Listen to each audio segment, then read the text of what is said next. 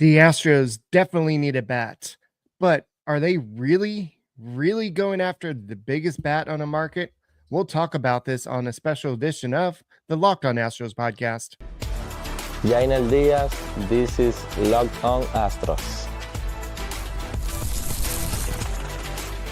Hello and welcome to Locked On Astros, your daily Astros podcast. Here are your hosts, Eric the Man Heisman and Brett H-Town Wheelhouse Chansey. We are Locked On Houston Astros, and we hope that you join us for a daily Locked On Astros podcast.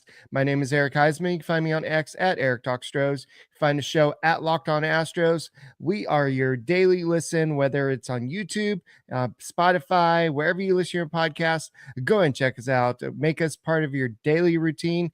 Thank you to all the everydayers that make us part of your drive home, whether it's to work, to whether you're going home, wherever it is. Thank you for making us part of your daily routine. We're trying to get to 15,000 subscribers. Then we're going to try to get to 20,000 subscribers. So thank you for becoming part of the Locked On Astros Nation.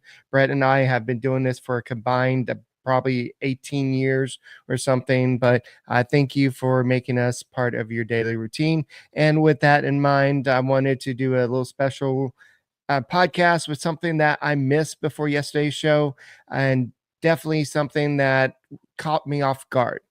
I do not know about this. I do not think that this is going to happen, but Franchy Romero said that the Astros have a chance at one of the biggest bats on the market, and it's going to fit one of the biggest needs right now, definitely at third base, because we don't know what's going on with Isaac Brady's, how serious this hamstring issue is. So this is definitely one of the big things we'll talk about, and I'll talk about another fallback option. But can the Astros really go out and get Eugenio Suarez? This is a guy that everybody's going after. He's that hot girl, whatever you're into, that everybody wants to trade for. Whether it's the Yankees, the Cubs, the Reds, everybody, the Mariners, even after getting Josh Naylor, the Mariners are still trying to get Suarez. Suarez is having a great season. So before I get to Suarez, let me look at what the Astros OPS leaders. You have one player at 141. That's Jeremy Pena on IL right now. Isaac Brady's is at 130. He's on the IL right now. You have Jose Altuve at 123. He's active. Jake Myers is at 117. He's on IL.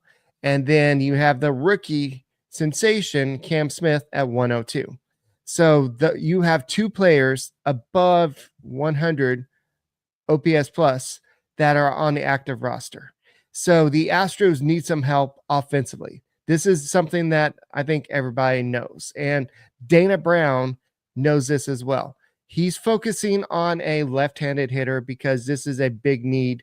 The Astros are one of the few teams that do not have a everyday guy that can hit left-handed. I know Victor Caratini can switch it, and you have a couple other guys. Cooper Hummel can switch it or can bat left-handed. But this is a big need for the Astros. But what if Dana Brown and Jim Crane just say, you know what? Let's go for it.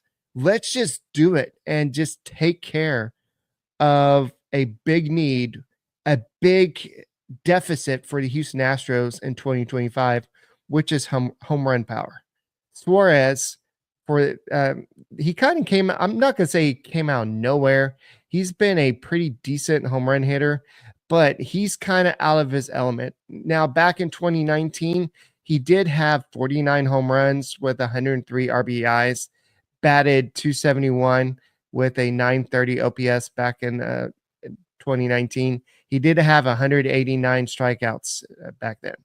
But this year, through 101 games, he has 36 home runs, 86 RBIs, has 110 strikeouts already, and has a 918 OPS. Yes, for the guys that still believe in batting average, he's batting 252. but everything else is positive. If you want to look at OPS plus, he's got a 149 OPS plus. That is the best of his career. His previous high was the 2018 season, which was 136. So he's having a career year. And so if you want to know how many years of control he has, he's a free agent after this season. So this is a purely a rental situation. I don't want to use the term Carlos Beltran because we know what type of feelings that generates around here. But unlike Carlos Beltran, Suarez is 34 years old. He's not at the beginning of his career. He's kind of at the latter part of his career. And so there's a chance that whatever team trades for him can retain the services if they offer him enough deal. But the question is, do you buy or do you sell that chance that they can even afford him? So let me, forgot to do this before the show. I kind of decided to do this at the last minute, but do you buy or sell this? So let me pull this up real quick. The actual, let me see if I can find it. Here it is. I think this is it. But do you buy or sell? Here it is. So let me put this up. This is Franchy Romero's actual quote. The Astros are also showing interest in Eugenio Suarez and have a deep enough farm system to back a potential trade, per industry sources. Okay. A deep enough farm system. Really? Really? I thought the Astros have one of the worst farm systems according to all the rankings and everything. The Astros are like 27th, and I know the Yankees are up there as well, but the Astros do not have a deep farm system. And if you make a big blockbuster trade for a rental guy like this, no matter how good a season he's doing, is it worth it? Is it worth it? I'm asking y'all, is it really worth it to trade away your top, three players for, I think Bryce Matthews is staying. I don't think the Astros are going to trade him. They may have to, but what if they have to trade some of these other guys? So let me pull up the top prospects. If you don't trade away Bryce Matthews, Jacob Melton would be next guy. Walter Yannick, Miguel Eola. Then you have Anderson and Brito, Kevin Alvarez. And it kind of made me chuckle a little bit when I know Kevin Alvarez is only 17 years old. And people earlier in the year were like, oh, bring him up at the end of the season. He's only 17. His ETA is 2030. But his swing, he reminds me of a younger Jordan Alvarez. So I'm excited to see what this kid can do. You have Ryan Furkushi, and then Joseph Sullivan, Bryce Mayer, Ethan Pecco, Alan Burr Santa, then AJ Blueball, Chase Jaworski, and I could keep on going on. None of these names outside of top maybe four Astros fans really know. And so, I mean, you have some prospect gurus that really know these guys, but what is it going to take to get somebody like Suarez? Like, honestly, I want you to really think about what type of trade this will take. And not only that, but you're competing against the Mariners.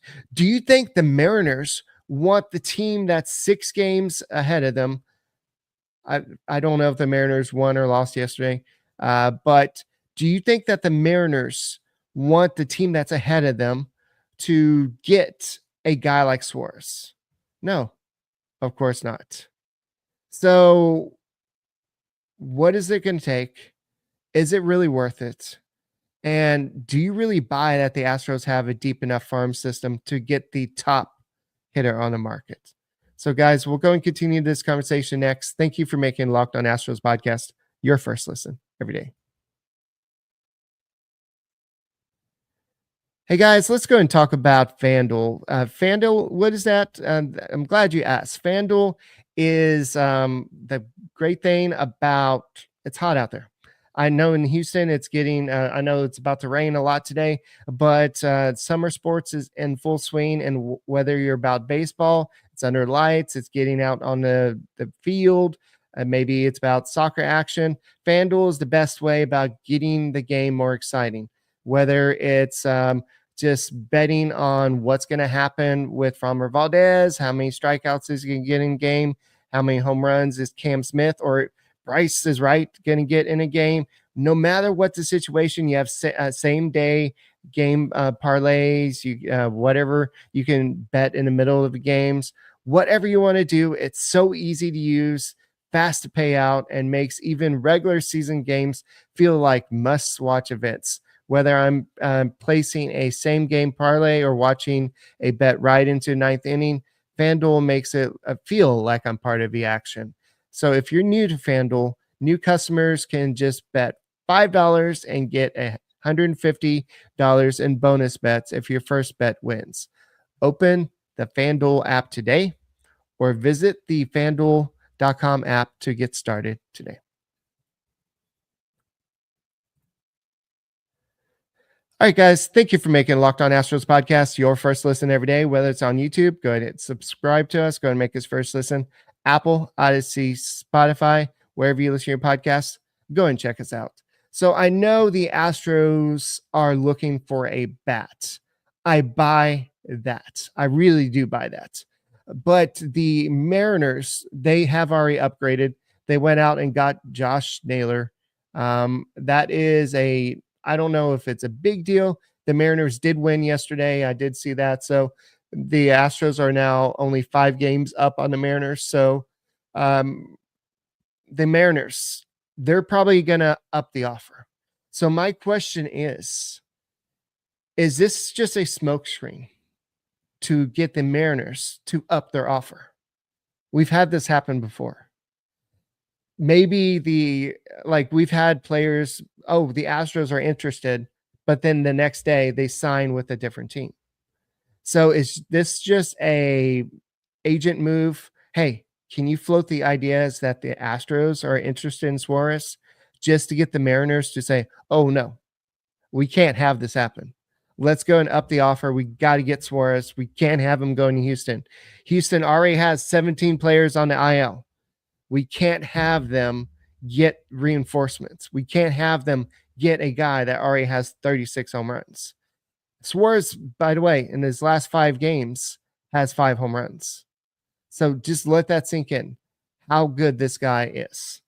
So he is a slugger. He is a guy that's going to hit a lot of home runs for whatever team he's in. He's figured something out. I mean, he's always been kind of a home run hitter throughout his career. I didn't realize how good he was. I just thought that maybe he's never been a big RBI guy. He had 3 seasons where he's had 101 RBIs, 100 plus, but this year he is leading the league in RBIs so far. He's not, of course, with Cal Riley and Ohtani, he's not leading the league in home runs, but he is probably the biggest story, the biggest trade target out there. So my question is, do you buy or sell this? I don't know. I just think that's a lot to give up for a rental, a guy you don't know is going to come back. Maybe he fits in here. Maybe he's not a good defender. He's I believe I saw somewhere that he's a -9 on defense. But if he can hit home runs, maybe next year, if you're able to retain him, he could play DH. Or maybe you can have Isak Paredes play second base. So if you do have him, if you do make this trade, it wouldn't be the worst thing if you can extend him. But the question is, how much is it going to cost? The Astros definitely need to make an upgrade. But I don't know if I can buy this.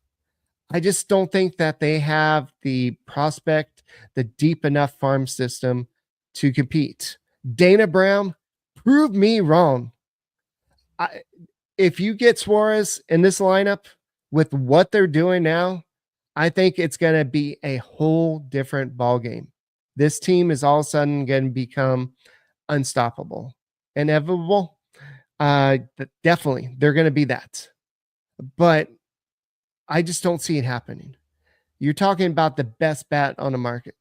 Everybody's going after it. Everybody's chasing Suarez. So you're telling me that the Astros are going to get him. I don't know if I can buy that. I think I'm going to have to sell. I mean, maybe I'm wrong. I think the Astros are going to end up getting somebody else. The other somebody else is Ryan. How do you say McMahon? Ryan McMahon. Somebody that's not sexy. It's not a big name. McMahon with the Rockies this year, batting .217, 16 home runs. Got an OPS plus of 92. Is he a big name? No. Is he another guy? Yeah. He is under team control until 2027. So he is a controllable asset. He's not a last year, let's see, he had 20 home runs with 65 RBIs. The year before, 23 home runs with 70 RBIs. Then the year before, 20 with 67. So he's kind of a 20-70 RBI type of guy. So this year, he's kind of having a little bit more of a down season, but maybe playing on a team that's not one of the worst teams in baseball, if not the worst team in baseball. Maybe his numbers go up a little bit, but it's not the same guy. It's not the guy that be the impact. Yes, he bats left-handed. Yes, he can play second base. He can play first base. He can play third base. So this is the guy I have a feeling Dana Brown is going to go out and get. A, he's versatile. B, he's controllable. And C, I don't think it's going to cost as much. I'll buy that before I buy Suarez. Would I love seeing Suarez in an Astros uniform? Yes. I sure would. But I think teams, especially teams in American League, will do whatever it takes to keep Suarez away from the Astros. If this Franchy Romero tweet is accurate. If the Astros really have the interest, because it's going to cost a lot. It's going to cost a heck of a lot. And it's going to sting. It's going to set the Astros franchise back if they trade for, heck, if they even trade for McMahon and a couple and maybe another starter. It's going to set the Astros franchise back. And I'm talking about the farm system. Yeah, they're still going to be good for a few years, but eventually it's going to catch up to them when they don't have anybody down at AAA. It's kind of already catching up to them. You don't have that guy that can come up. I mean, yes, you've had, don't get me wrong, the Space Cowboys are doing really great with the Houston Astros right now. But they've got to just kind of ride the course out. Maybe Astros fans may not like this one. Maybe they just need to sit this trade deadline out and hope that some of these guys come back healthy. Christian Javier, he looked pretty good yesterday. 1 strikeout, 2 2/3 innings, 49 pitches. He looked pretty good. He still got a little while to go. Jacob Melton, 2 hits, a double. Both of them over 100 miles per hour off the bat, exit velocity. So the question is Dana Brown a gambling man? I don't think he is. I think there's going to be a lot of pressure on the front office to make a move. And that move is going to sting a little bit because the farm system was already thin. But McMahon, I don't think that would hurt too much. If you trade for somebody else, like maybe Charlie Morton, just another guy, I don't think that would sting. But I think Jim Crane might be pushing for that impact guy, somebody like Suarez. So I think that's why we're hearing about Suarez. Whatever happens, guys, you can go and make the Locked On Astros podcast your first listen every day. Whether it's on YouTube, go ahead and subscribe to us. Go and make us your first listen. Apple, Odyssey, Spotify, wherever you listen to your podcast, go ahead and check us out. My name is Eric Heisman. Brett Chansey will be back on Sunday, and go and make us your first listen every day. Thank you to all the everydayers that make us part of your daily routine. We will see you later, and go Astros.